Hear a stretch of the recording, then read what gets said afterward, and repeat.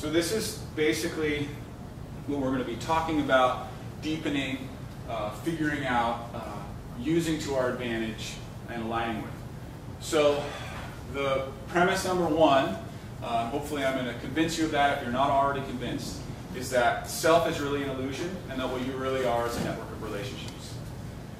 And you are still a sponge. So you know how we often talk about how children are sponges? You know, we got to be careful that we don't expose them to X-rated movies and all kinds of crazy stuff.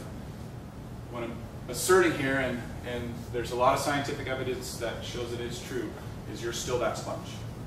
You have a bigger identity, a bigger ego, a bigger sense of self, but you are still very much a sponge taking in your environment. And that environment is affecting you in ways that normally we don't acknowledge or think about. And then in terms of the ecosystem, so this is all going to be based around, so these first two premises are what we're going to start working with. And then in terms of your ecosystem, so I'm going to primarily start talking about your social ecosystem.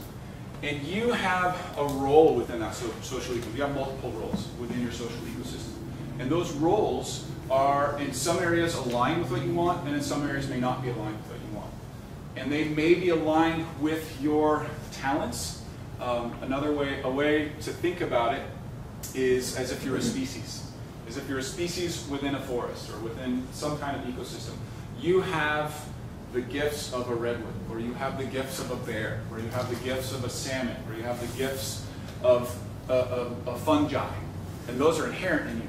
Your whole life experience up to this point has given you a ton of gifts that make it easy for you to play this role.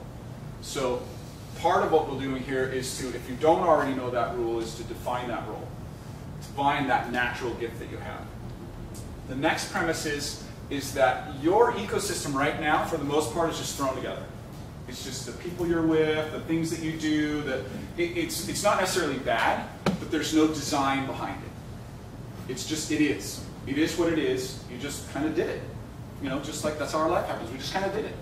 So what we're going to work on today is how we can actually design that with more intentionality.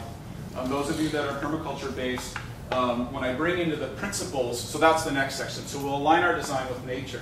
And then there's certain principles that make ecosystems thrive.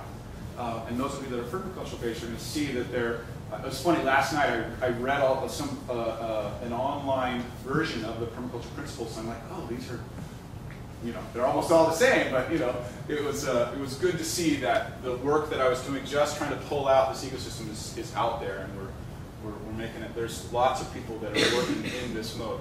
So what's different about what we're going to do here today is we're going to take those principles of ecosystems and we're going to apply them into your life and specifically into your goal. So we're going to try to transcribe who you are as an individual in your social ecosystem and your desires in your life that are mapped in this one goal that you're going to focus on today, and make those mesh so that they move in a direction that, instead of using willpower in a linear way to go straight towards a goal, you're going to, instead of working on that goal, like I'm going to lose 50 pounds, instead of I'm going to lose 50 pounds, I am a network of relationships. How do I redesign those relationships? How do I empower the relationships that I already have so that, well, I wouldn't say lose 50 pounds, so that I become healthy and vital in the way that I want to become healthy and vital. So that those roles, you're using your inherent talents and your inherent roles and attracting and drawing and utilizing the people in your life so that that goal wants to happen, not that you're making it happen. That's the real difference.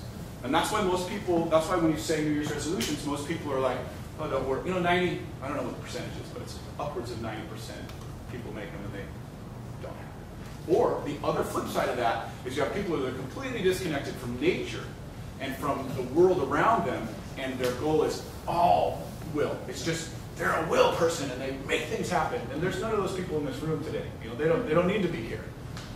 Unless they wanted to have a little bit more ease and joy in their life, then maybe they would come.